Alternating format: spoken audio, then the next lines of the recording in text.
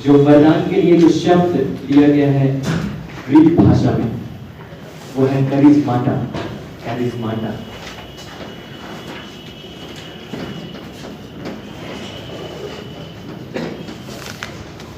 और ये शब्द जहां से आ रहा है उस शब्द को जानना चाहिए।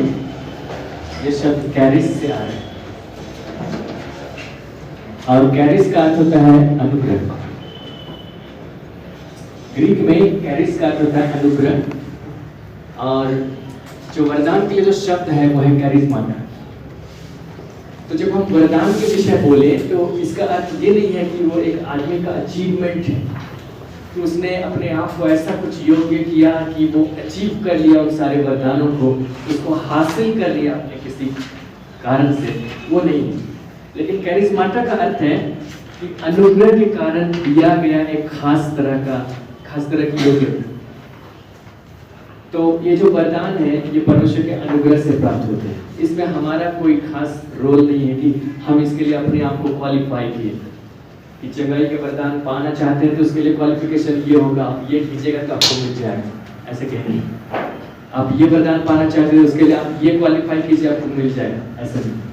जितने भी वरदान है वो सब के सब अनुग्रह के कारण मिलते हैं और इसका नाम ही ऐसा बनाया गया है कि ये अनुग्रह से ही शुरू होने वाला शब्द, खास तरह का अनुग्रह, एक विशेष प्रकार से इसमें परमेश्वर अपने आप को प्रकट करता है, वो रूप प्रकट हो जाए उसके लिए इस्तेमाल किया गया शब्द है।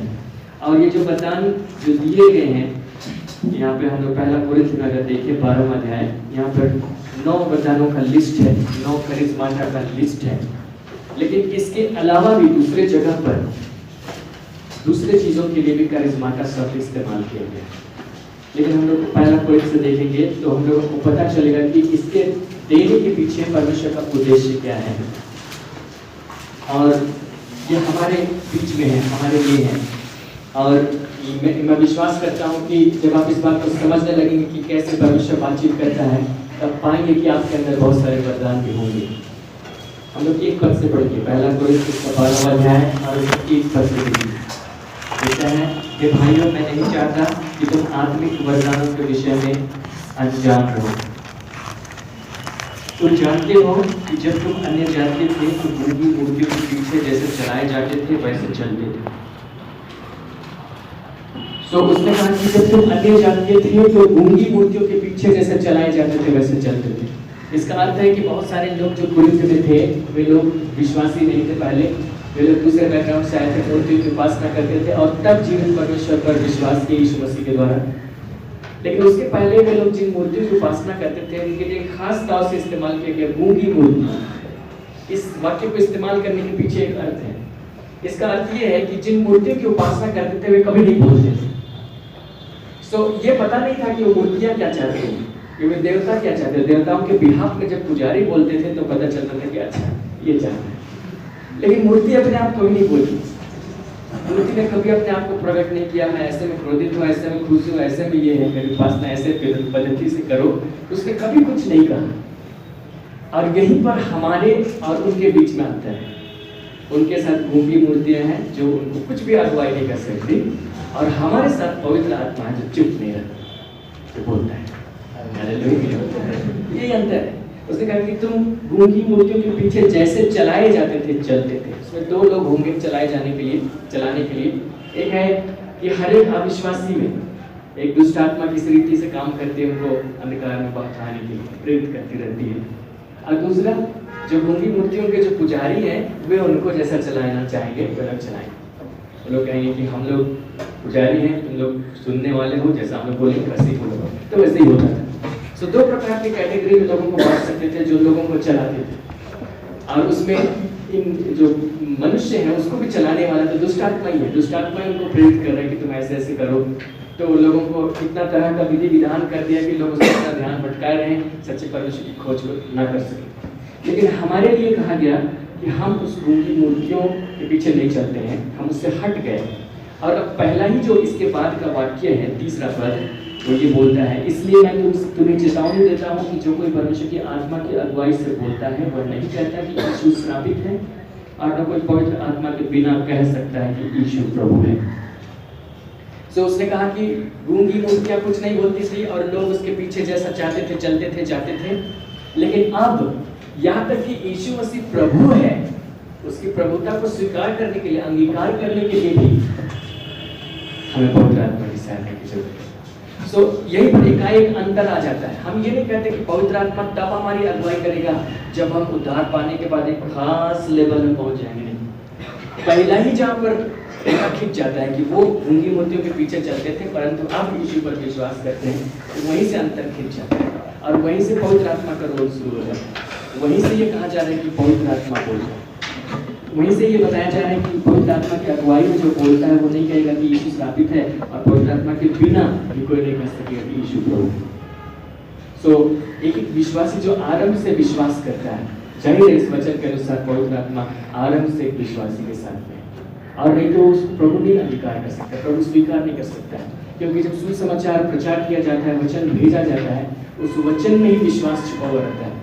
मनुष्य का अपना विश्वास होता है लेकिन वो विश्वास उसको उद्धार नहीं दिला सकता, लेकिन जब सुसमाचार भेजा जाता है, प्रचार किया जाता है, तो लोग जब उसको सुनते हैं, उस सुसमाचार में एक विश्वास पाया जाता है जो उद्धार दे सकता है। अब लोग जब उस सुसमाचार के लिए अपने हृदय को खोलते हैं तो विश्वास उनके अंदर प्रवेश करता है, पवित्र आत्मा उस घड़ी के अंदर काम करता है और तब भी प्रभु यीशु को प्रभु करके स्वीकार कर पाते हैं। सो आरंभ से जिस समय हमारा नया जन्म हुआ, ठीक उस समय से पवित्र आत्मा हमारे भीतर प्रवेश किया, उस समय से पवित्र आत्मा काम कर रहा है, उसकी अगुवाई से या उसकी सहायता से हम कह पा रहे हैं यीशु प्रभु। इसलिए एक एक विश्वासी को इस बात को जानना चाहिए कि वो पवित्र आत्मा की अगुवाई को पा सकता है और उसको जान सकता है, क्योंकि उसकी अगुवाई के बिना या उसके बिना वो यीशु को प्रभु स्वीकार कर ही नहीं पाता। लेकिन अगर वो कर पाया है तो इसका मतलब है कि उसका आधार ही है जहाँ वो कर पाएगा। सो बाकी जीवन है तो उसमें भी कर पाएगा। कई बार लोग सोचते हैं, जैसे हम सोचते थे कि नहीं उसके लिए खास लेवल पहुंचना होगा, अब वो व्यक्ति पहुंचा हुआ है, वो व्यक्ति पहुंचा, हम नहीं पहुंचे। जब तक हम ऐसा सोचते रहे तब तक हम कंफ्यूज रहे बहुत ज़्यादा।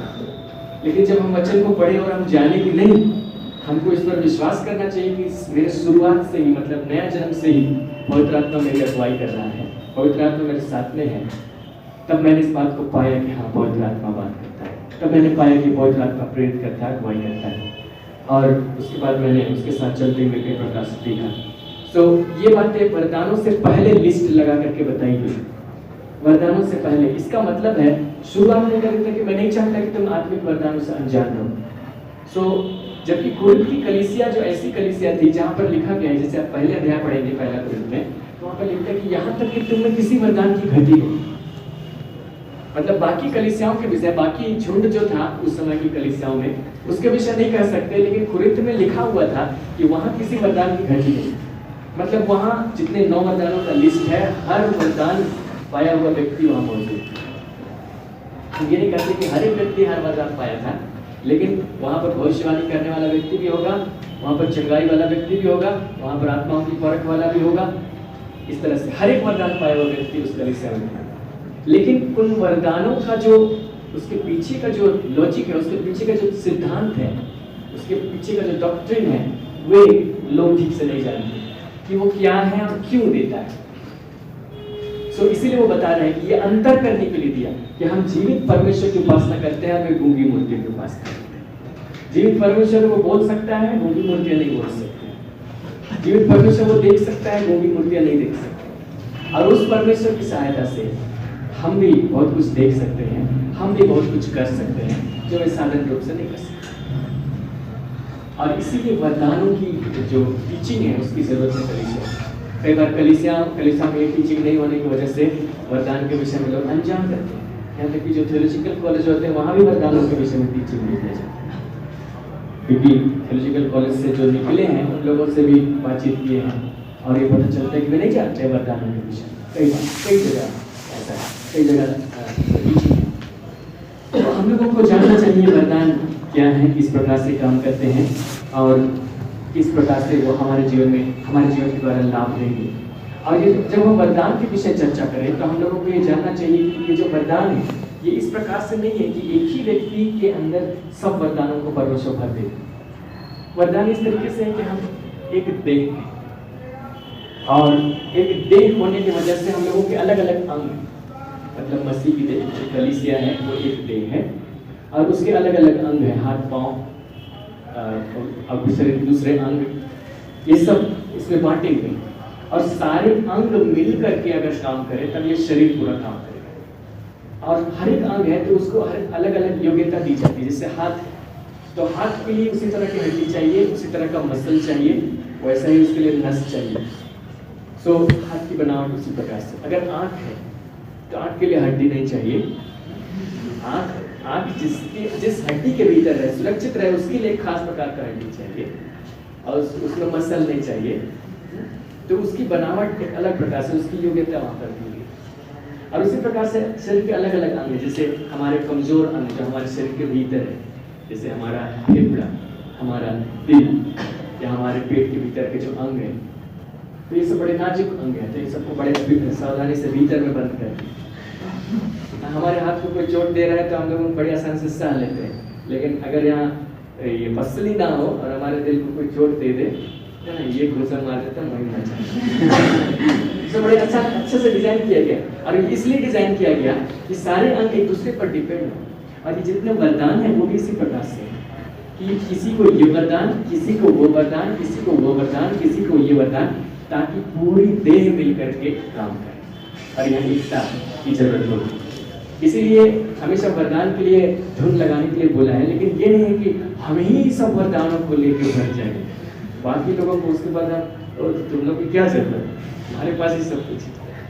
अंत में ऐसे हो जाता है। आगे हम लोग इसी 12वीं के लगातार में जाएंगे तो हम लोग देखेंगे 14 पद को देखिए। यहाँ लिखा है, इसलिए भी देह में एक ही अंग नहीं परंतु बहुत से हैं।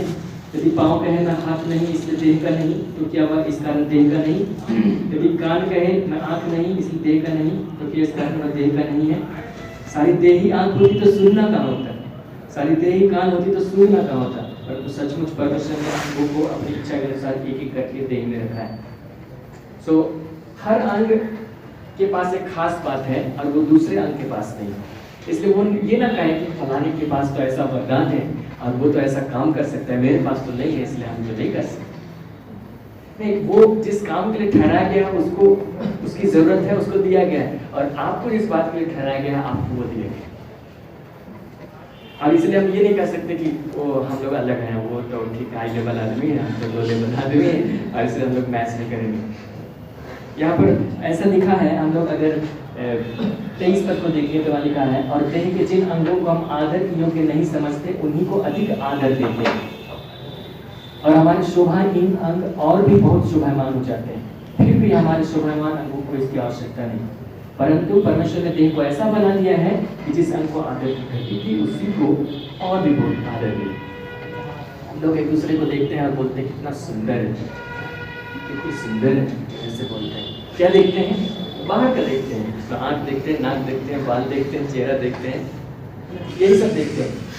और इसको शोभायमान अंग बोलते हैं कि बाहर से जो नजर आ रहे हैं शोभायमान। लेकिन वही अगर आपको दिखा दिया जाए, किसी का दिल काट के रख देंगे बोलेंगे, तो बहुत लोग उसको देख के बेहोश हो जाएंगे।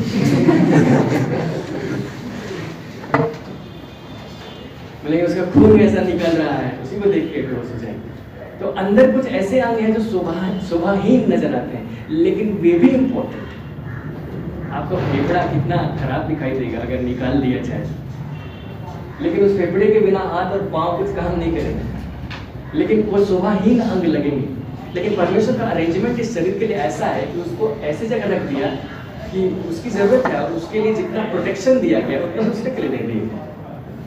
जैसे फेफड़े के लिए यहाँ पर कितना अच्छा पसली बना के उसके भीतर फिट, हमारा हृदय उसके भीतर फिट है, तो ऐसा अरेंजमेंट किया गया कि कोई प्रॉब्लम नहीं होता है, कोई दिक्कत नहीं होता, और हर एक को एक दूसरे की जरूरत पड़ती है। उसी प्रकार वरदानों के विषय में भी है कि कुछ लोग ऐसे वरदान पाएंगे जो अंदर रहकर काम करेंगे, हो सकता है गुप्त रूप से उनकी काम, उनका सेवकाई, और दूसरे लोग होंगे हो सकता है प्रकट रीति से लगेगा शोभायमान है और लगेगा हम तो नहीं है। लेकिन अगर आप नहीं होते तो शायद वो नहीं होते।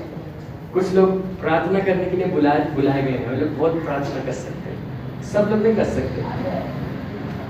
कुछ लोग 4-5 घंटा प्रार्थना कर लेते हैं, कुछ लोग दिन भर भी प्रार्थना कर सकते हैं, और कुछ लोग नहीं कर सकते। तो ये नहीं है कि प्रार्थना करने वाला सोचे कि हम प्रार्थना करते हैं और ये लोग नहीं करता है, कितना निकम्मा है। अरे आपको ऐसा बुलाया गया, आपको ऐसा निर्णय दिया गया, आपको ऐसा तैयार किया गया है, और आप जब प्रार्थना करते हैं, आप गुप्त में प्रार्थना करते हैं, आपको कोई नहीं देखता, कोई नहीं जानता कि कितनी प्रार्थना करें, कौन किसके लिए कर रहे हैं, लेकिन आपकी प्रार्थना से जो शोभायमान अंग है वो फंक्शन कर रहे हैं, हाथ पाँव काम कर रहे हैं, और कुछ अंग है जो सामने रहने के लिए बनाए गए, जो उस प्रकार का काम करेंगे। लोग बोलेंगे खाली प्रार्थना करने से थोड़ी ना होगा, जब तक नहीं जाओगे तो एक दूसरे को तुच्छ जान रहे, जब नहीं समझ रहे हैं कि हाथ और पैर और आंख और नाक एक दूसरे से जुड़ा है, हर एक दूसरे की जरूरत है, तो सोच रहे हैं कि हम जो कर रहे हैं वो इम्पोर्टेंट है और वो जो कर रहे हैं।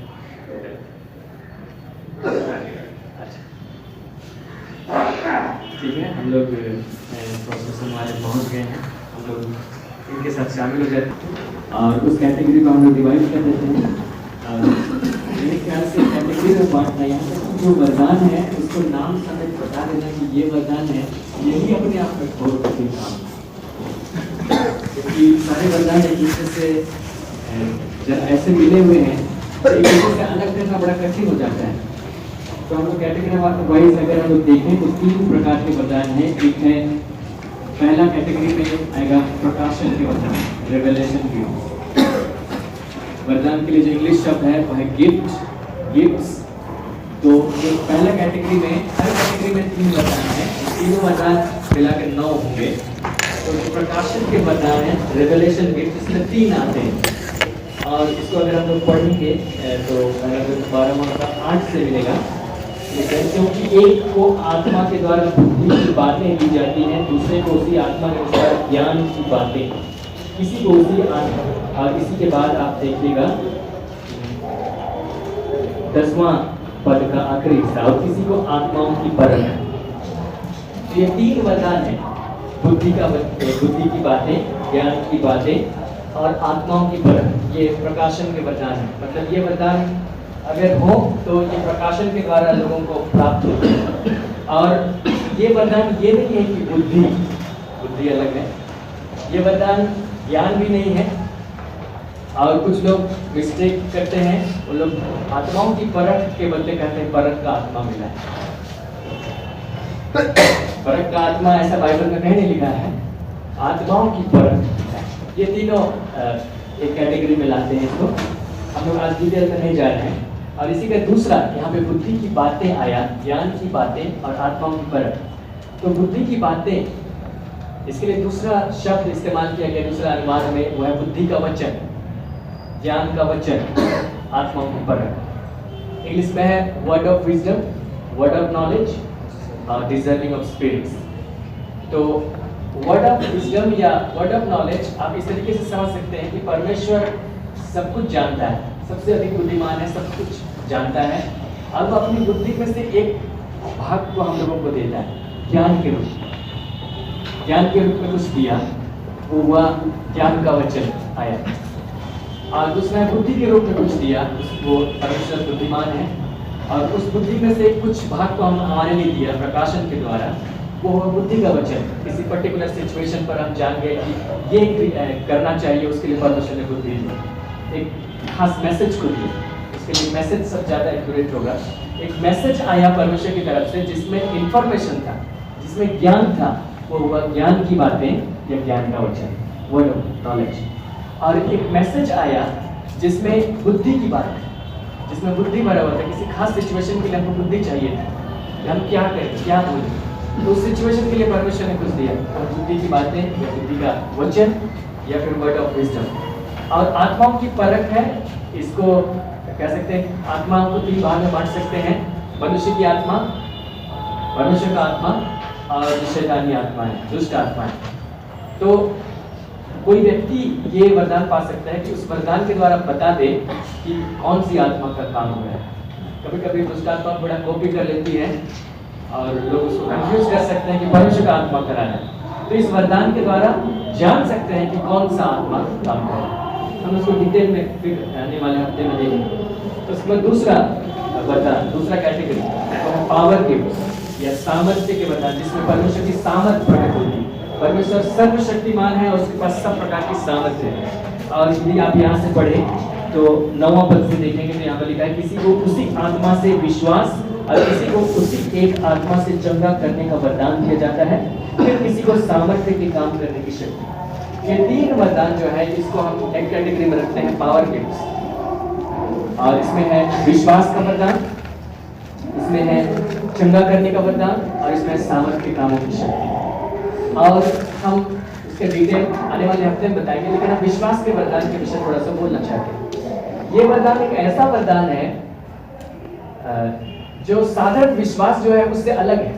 कई बार हम प्रीचर लोग से डिफर करेंगे यहाँ पे, हो सकता है कोई प्रीचर कहें कि कॉमनली विश्वास जो है वही विश्वास का वरदान है, लेकिन ये जो विश्वास के विषय यहाँ लिखा है वरदानों में इसका शुमार किया गया है, तो इसका मतलब एक खास प्रकार का विश्वास जो किसी खास परिस्थिति के लिए, किसी खास विषय के लिए होगा। उदाहरण के लिए एक तरह का वचन लिखा है जिसको भविष्यवाणी का वरदान है, वो विश्वास के परिमाण के अनुसार भविष्यवाणी करे। रोमी 12वां अध्याय में आप पाएंगे, वहां लिखा हुआ मिलेगा 4 से 8। तो अगर आप भविष्यवाणी करते हैं, जैसे आपको एक परमेश्वर की ओर से भविष्यवाणी मिली और आप भविष्यवाणी कह रहे हैं कि ये बात पूरी होगी, लेकिन उसको कहने के लिए आपको विश्वास की जरूरत पड़ेगी। आप कैसे जानते हैं पूरी हो? आपको खुद भी डाउट हो सकता है पूरी होगी कि नहीं। तो भविष्यवाणी के साथ में विश्वास का वरदान भी ऑटोमेटिक काम कर जाएगा, इसलिए कभी कभी वरदानों के बीच अंतर करना बहुत मुश्किल है। सो उस भविष्यवाणी को करते समय भविष्यवक्ता को चाहिए, जो भविष्यवाणी कर रहा है उसको चाहिए कि उसके प्रति विश्वास हो ताकि बोल सके। तो इस प्रकार की बात है। या फिर चंगाई का वरदान, चंगाई का वरदान भी अगर काम कर रहा है तो उसमें विश्वास का वरदान साथ में काम करता है कि लोग चंगे हो। और इसी प्रकार वर्ड ऑफ नॉलेज या ज्ञान का वचन या बुद्धि का वचन जब काम किया तो उसमें भी विश्वास का वरदान काम करेगा। मतलब कि मान लिया आपको इन्फॉर्मेशन मिला, इन्फॉर्मेशन क्या मिला कि आप मीटिंग कर रहे हैं, मैदान में है, एक व्यक्ति है जिसने लाल कपड़ा पहना है, उसको कैंसर है, ये इन्फॉर्मेशन मिला आपको, ठीक है, प्रीचर को इन्फॉर्मेशन मिला। तो ये हुआ जो जैसे आप बहुतों को देखे होंगे बोलते हैं, तो ये कौन सा वरदान है? ये ज्ञान का वचन, ये ज्ञान, क्योंकि इन्फॉर्मेशन उसको मिला है, एक सूचना उसको मिली भीड़ में से ऐसी स्थिति। लेकिन आप कैसे जानेंगे कि ऐसा ही है? आपको भी तो डाउट हो सकता है कि क्या पता। तो आपको विश्वास का वरदान सहायता करेगा कि हाँ यही है, और आप बोल सकते हैं, बोल दें, ठीक है। तो ये इस प्रकार का विश्वास है। विश्वास को भी अलग अलग जगह में हम कर सकते हैं। एक है उद्धार पाने का विश्वास, ये अलग विश्वास है, वरदान वाला विश्वास नहीं। एक है आत्मा के फल में भी एक विश्वास है, वो दूसरा विश्वास। वो विश्वास ऐसा है कि आप पवित्र आत्मा के साथ सहभागी होते चले गए तो आपका विश्वास उसके प्रति बढ़ता चला है। जैसे कि हम लोग एक दूसरे की संगति करते हैं और जितना ज्यादा जानते हैं कि हमको धोखा नहीं देगा, विश्वास बढ़ता चला जाता है। जैसे पहली मुलाकात में वो विश्वास नहीं होता है, लेकिन अगर आप उसके साथ 10 साल बिता दिए तब आप हाँ कह पाएंगे कि हाँ उसको पैसा दे सकते हो, नहीं खाएगा। आप एक विश्वास के एक मुकाम पे पहुंचते हैं, वो है आत्मा के फल में जो विश्वास है वो वाला है। लेकिन ये जो वरदान है, विश्वास के वरदान है, ये इंस्टेंट मिलता है किसी खास समय के लिए, इस समय के ऐसे। तो इसमें 3 कैटेगरी आते हैं। इसमें सामर्थ्य का वरदान, सामर्थ्य के काम करने की शक्ति, या चंगा करने का वरदान, और विश्वास का वरदान। चंगा करने का वरदान और सामर्थ्य काम, ये दोनों में भी अंतर है। इसको मिरेकल्स भी बोलते हैं, मिरेकल और हीलिंग दोनों में अंतर है। जानते हैं हीलिंग मतलब, चंगाई मतलब अगर कोई पहले से परिस्थिति ठीक थी, फिर बीमारी की वजह से परिस्थिति खराब हो गई, तो उसको रीस्टोर करना, वापस उसी पोजीशन में ला देना, ये वही नहीं चंगाई। लेकिन जो जन्म का अंधा था उसको हम चंगा नहीं कर सकते, उसका तो आंख ही नहीं था। उसके लिए अगर आंख चाहिए तो मिरेकल चाहिए, सामर्थ्य के काम के वरदान। या जैसे कि बारिश हो रही है, बारिश को आगे दे रुक दिया, तो ये सामर्थ्य का काम होगा, यहाँ पर ये चंगाई नहीं। उसके बाद तीसरा कैटेगरी वो है, उसको 2 नाम से पुकार सकते हैं। एक है वोकल गिफ्ट्स, बोलने वाला वरदान, या फिर इंस्पिरेशनल गिफ्ट, प्रेरित हो गए, प्रेरित होकर करने वाला वरदान। और इसमें बाकी 3 जो वरदानों की सूची में है वो आते हैं। और उसमें है भविष्यवाणी का वरदान। भविष्यवाणी जब तक बोली ना जाए, मेरे विचार से वो पूरी नहीं हुई है कि आप भविष्यवाणी का वरदान बोलने पर आता है। जैसे कि यीशु मसीह जब पैदा होने वाले थे पृथ्वी पर, उसके पहले परमेश्वर ने लगातार भविष्यवक्ताओं को भेजा, और उन्होंने भविष्यवाणी की कि ऐसा होगा ऐसा होगा। कुछ प्रतीक चिन्ह ठहरा दिए परमेश्वर ने, उन प्रतीक चिन्ह के माध्यम से वो लोग भविष्यवाणी करते हैं कि एक बलिदान होगा, एक बलिदान होगा, एक बलिदान होगा। कुछ याजक ठहरा दिए, प्रतीक हो गए, एक याजक होगा, एक याजक राजा हो गए, एक प्रतीक हो गए भविष्यवाणी की तरह से। और भविष्यवाणी मार्ग तैयार किया और उस मार्ग के तहत से यीशु मसीह लोगों ने उसको बोला ये बातें ऐसे होंगी। भविष्यवाणी का वरदान है, वो बोलने वाला वरदान है। और हम लोग उसके विषय में डिटेल से देखेंगे। उसमें सिर्फ भविष्य बताना नहीं, बड़ा कंफ्यूजन होता है। भविष्यवाणी का वरदान मतलब भविष्य बताना, आज से 5 साल बाद इतना हो, भूकंप आएगा, सुनामी आएगी, ऐसा बोलेंगे तो बोलेंगे कि भविष्यवाणी का वरदान। लेकिन भविष्यवाणी का वरदान बाइबल कहती है कि उससे ज़्यादा है। उसमें लिखा है उन्नति, उपदेश और शांति की बातें कहता है। जो भविष्यवाणी करता है वो उन्नति, उपदेश और शांति की बातें कहता है। और इन्हीं 3 में से भविष्य बताना भी इन्हीं 3 में शामिल है। लेकिन सिर्फ भविष्य बताना नहीं। और इसके बाद है अन्य भाषाओं का वरदान, टंग्स, मतलब कई भाषाओं को बोल सकता है बिना जाने। और उसके बाद है अनुवाद का वरदान, अर्थात जिन भाषाओं को बोले अन्य भाषा में उसका अर्थ बता सकता है। और उसका अर्थ बताना नॉर्मल अर्थ बताने से अलग है। उसमें हम शब्द को नहीं समझते हैं कि शब्द का क्या अर्थ है, लेकिन उस जो बोला उसमें एक मैसेज छिपा हुआ था, उस मैसेज को हम समझ गए और उसको अपने शब्दों में बताया। यह है अनुवाद का वरदान। सो हम लोग इसका डिटेल हम लोग आने वाले हफ्ते में देखेंगे। और हम लोग इस बात को देखेंगे कि यहाँ तक कि खुद यीशु मसीह जब इस पृथ्वी पर थे, उन्होंने पवित्र आत्मा के वरदानों की सहायता से काम किया। हम लोग जानते हैं कि यीशु मसीह परमेश्वर है, लेकिन जब वो इस पृथ्वी पर काम किए तो परमेश्वर के रूप में काम नहीं किए, वो साधारण मनुष्य के रूप में काम किए। हमने उसको भी देखा। और उन्होंने इस पृथ्वी पर आने से पहले अपने आप को शून्य किया। बाइबल कहती है फिलिप्पी 2 अध्याय में, तो शून्य किया। शून्य करने के लिए जो ग्रीक शब्द है वो है केनोसिस।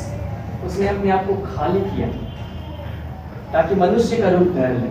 सो हमारी समानता में हो गया, वो कहता है। और हमारी समानता में हो गया तो उसने उस ज्ञान को काम में नहीं लाया जो उसका था, सर्व ज्ञान, उस बुद्धि को काम में नहीं लाया, उस शक्ति को काम में नहीं लाया, किसी चीज को काम में नहीं लाया।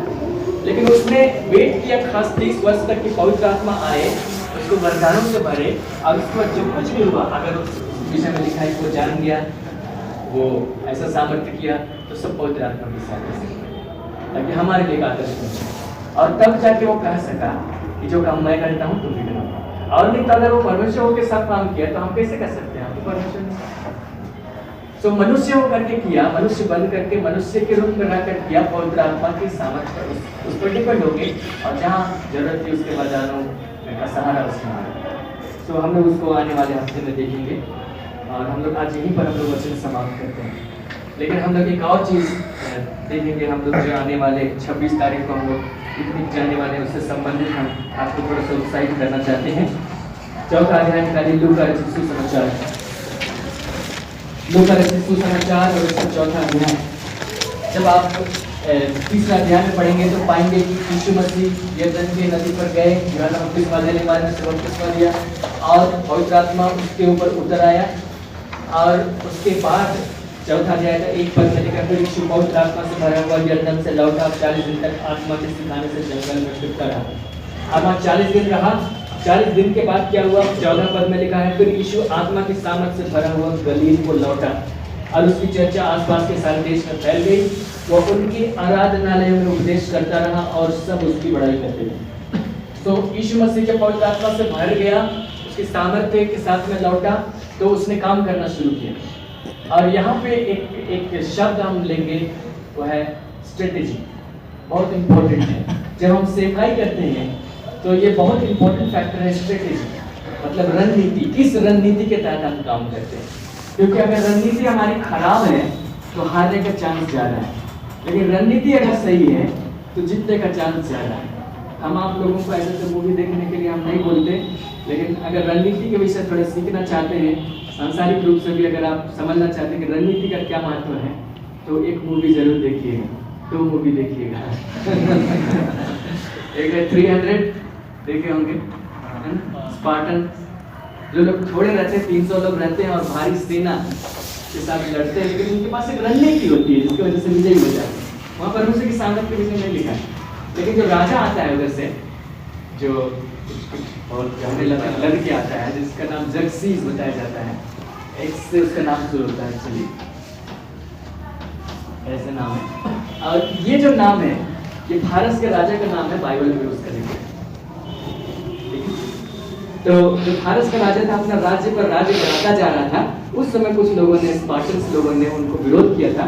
और कैसे दोस्तों उसकी कहानी, लेकिन वहाँ रणनीति देखने के लिए आप उसको देख सकते हैं कि रणनीति का क्या महत्व है। दूसरा मूवी हम आपको देखने के लिए बोल सकते हैं वो है रेड क्लिफ। रेड क्लिफ अगर आप देखे होंगे, चीन की मूवी है, चीन पर आधारित है। वहाँ पर एक थोड़ा छोटा सा राज्य रहता है और बड़ी विशाल सेना के साथ वहाँ का जो प्रधानमंत्री है उन पर हमला करता है। लेकिन ये लोग ऐसी रणनीति के तहत लड़ते हैं उनकी लाखों की सेना बर्बाद हो जाती है। तो हम लोग भी जब काम करने के लिए जाए तो पता चलेगा कि बहुत थोड़े से लोग हैं। कहते कि यीशु मसीह के चेले भी थे, जब उसने 12 चेलों को नियुक्त, लेकिन उनको एक ऐसी रणनीति दी पवित्र आत्मा के द्वारा कि जब उन्होंने काम किया तो उसके विषय में कहा गया कि जो जिन्होंने जगत को उल्टा उल्टा कर दिया वे लोग यहाँ पर। सो यीशु मसीह ने जब काम किए तो उन्होंने भी एक रणनीति को अपनाया। और वो रणनीति क्या थी? वो रणनीति ये थी कि जहाँ पर लोग हैं वहाँ चले जाओ।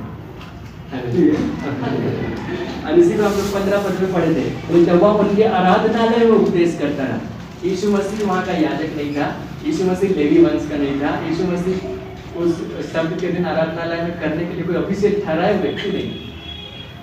लेकिन उसने क्या चुना कि हम वहीं जाएंगे जहाँ लोग आते हैं। सो आराधनालय में सब आते हैं क्योंकि नियम है, सो आराधनालय में ही चले जाएंगे और आगे बैठेंगे क्योंकि वहाँ पर मौका मिलता है कि कोई भी वचन को आगे पढ़ दे, सो उसको पढ़ने का मौका मिलेगा और फिर वो उसके बाद अपना जो बोलना है, जो करना है वो करेंगे। सो उसकी यही रीति थी।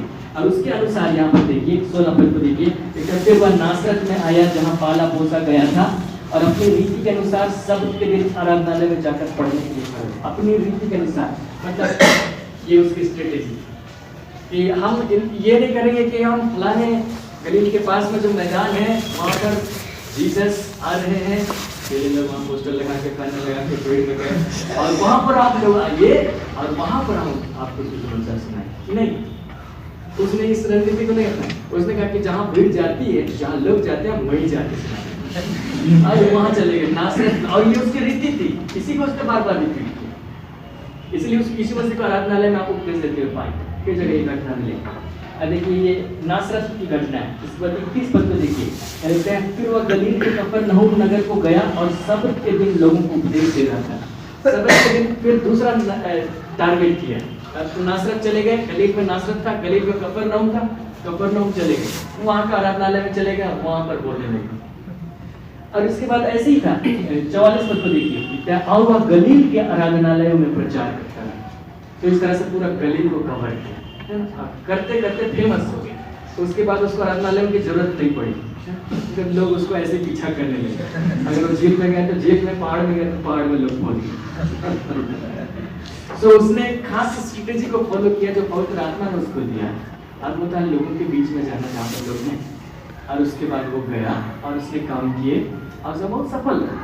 और जहाँ भी गया उसने खास रणनीति के तहत काम किया। जैसे आप नासरत में जो गया, वहाँ तो उसकी रणनीति थी, और जो वचन उसने प्रचार किया वो कोई सुहावना वचन नहीं था, कोई अच्छा सुनाई देने वाला वचन नहीं था। उसने कहा कि जब एलिया का समय था तो एलिया किसी इस्राएली स्त्रियों के पास नहीं भेजा गया, बल्कि सारपत नगर की अन्य जाति स्त्री के पास भेजा गया। उसने कहा नामान कोढ़ी जो सीरिया का था, वो किसी मतलब बहुत सारे इस्राएल में कोढ़ी थे लेकिन वे चंगे नहीं किए गए, अन्य जाति नामान चंगा के यहूदी लोग जल गए। हमारे बदले में अन्य जाति उनको बड़ाई कर रहे हैं। उनके क्रोध को यीशु मसीह ने उभारने का काम किया, क्योंकि जब तक लोगों का क्रोध नहीं उभारा जाए तो कौन उसको क्रूस पर ठोकेगा।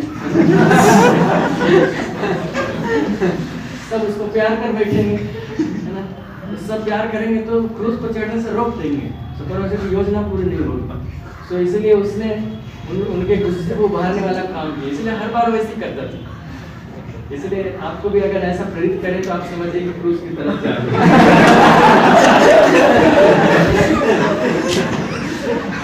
अगर आपके लिए ऐसा ही जरूरी है तो। लेकिन उसने इसके अनुसार काम किया। हम एक और वचन निकालेंगे प्रेरितों के काम। और यहाँ पर हम लोग पौलुस का स्ट्रेटेजी देखेंगे, सेम स्ट्रेटेजी को उसने फॉलो किया था। 17वां अध्याय प्रेरितों के काम और उसका 1 और 2 पद। और उसकी भी यही स्ट्रेटेजी थी कि वो सुसमाचार प्रचार करने के लिए जाए और अगर वहाँ पर आराधनालय है तो वहाँ पर चला जाए। अभी हम लोग ये स्ट्रेटेजी नहीं कर सकते, हम लोग जाके किसी चर्च में घुस गए, वहाँ ऑलरेडी सेट है, हम लोग वहाँ पर जाके पीछे बैठेंगे, ज़्यादा इतना हो कि नए आए हैं। हाँ, ठीक है, धन्यवाद, आपको स्वागत, आते रहिएगा। लेकिन ये लोग उस समय ये था कि कोई भी नए गेस्ट आए हैं, खास तौर से पता चला यरूशलेम से आए हैं, अच्छा स्कॉलर वाला कपड़ा भी पहन लिए जो समय के लोग पहनते थे, बोले कि अच्छा पहना है, मतलब जानता अगर कुछ वचन बोल सकता है, बस मौका मिल गया बराबर सुना दिया। देखिए फिर वे 17:1 से फिर वे अम्फिपोलिस और अपुल्लोनिया होकर थिस्सलुनीके में आए, जहाँ यहूदियों का एक आराधनालय था। पौलुस अपनी रीति के अनुसार उनके पास गया और 3 सब्त के दिन पवित्र शास्त्रों से उनके साथ पानी मांगी। तो अपनी रीति के अनुसार हर एक चेले ने इस स्ट्रेटजी को नहीं अपनाया, पौलुस ने अपनाया था। उसकी रीति थी कि जहाँ आराधनालय दिखे, सब्त का दिन हो तो घुस जाओ और वहाँ पर सुसमाचार सुनो। तो यहाँ पर 3 सब्त के दिन उनको पवित्र शास्त्र से दिखाता रहा, देखो ये शास्त्र में ऐसा लिखा है और वो यरूशलेम में पूरा होगा, यीशु में पूरा होगा, वही मसीह है, वगैरह वगैरह। तो इनकी स्ट्रेटेजी थी, इसको कॉमन रूप में हम ये कह सकते हैं कि जहाँ लोग थे वहाँ पर उन्होंने जाना।